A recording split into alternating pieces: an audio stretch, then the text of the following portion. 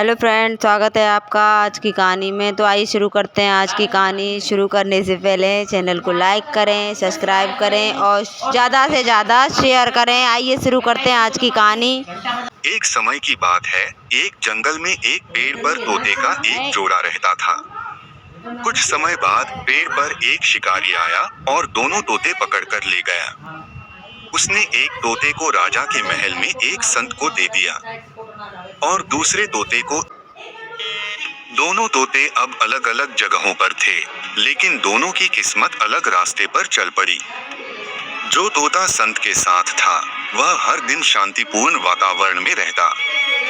संत उसे मधुर वाणी सिखाते, सीताराम कहो, अतिथि देवो भव, सत्य बोलो। धीरे धीरे तोता बहुत विनम्र, समझदार और मीठा बोलने वाला बन गया।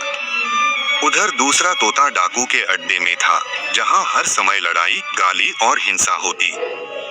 डाकू गुस्से में कहते, मारो काटो लूटो, किसी को मत छोड़ो। तोता वही सुनता और वही दोहराता, मारो काटो खून करो। समय बीतता गया और दोनों तोते अपने माहौल के अनुसार बदलते गए। एक दिन एक यात्री जंगल से गुजर रहा था। थककर वह एक पेड़ के नीचे बैठा, जहां डाकू वाला तोता था। जैसे ही यात्री बैठा, तोते ने चिल्लाना शुरू किया, मारो काटो लूटो। यात्री डर गया और भाग खड़ा हुआ। उसे लगा कहीं डाकू न आ जाए। भागते भागते वह संत के आश्रम पहुंचा।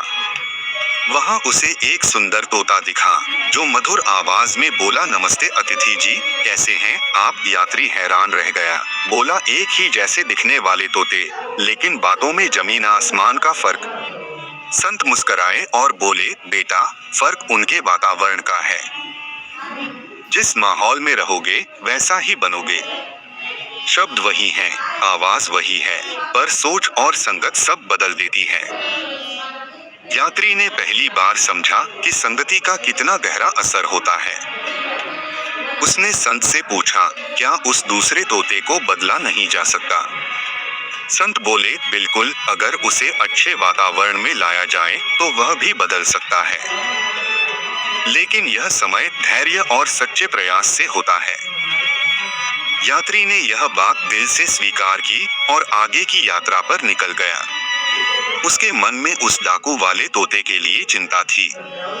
कुछ महीनों बाद डाकू पकड़े गए और उनका अड्डा उजड़ गया। वन विभाग को वह हिंसक तोता भी मिला और उसे एक अभयारण्य में भेजा गया। शुरुआत में वह वही बोलता रहा, मारो काटो। लोग डरते थे, लेकिन वहां के कर्मचारी बहुत धैर्य से उसे प्यार से समझाने लगे। हर दिन उसे अच्छे शब्द सुनाए जाते, संगीत बजाया जाता और बच्चों से मिलवाया जाता। धीरे धीरे वह तोता शांत होने लगा।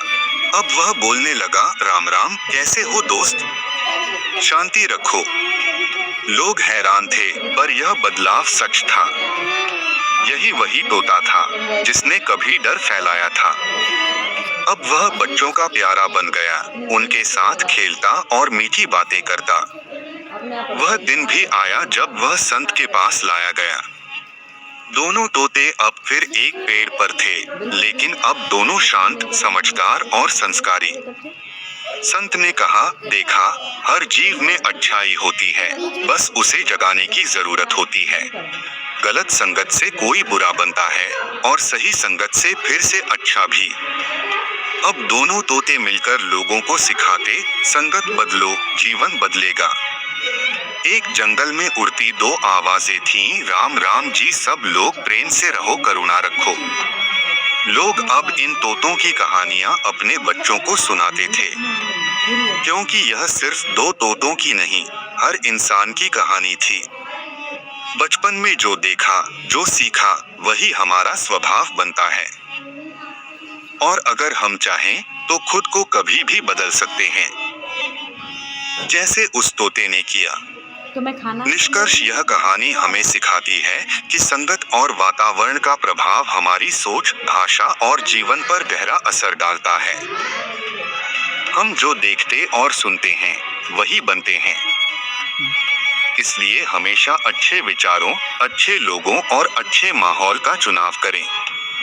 ऐसी ही कहानियों के लिए सिंटू की कहानी अच्छी लगी तो लाइक, शेयर और सब्सक्राइब करें। धन्यवाद।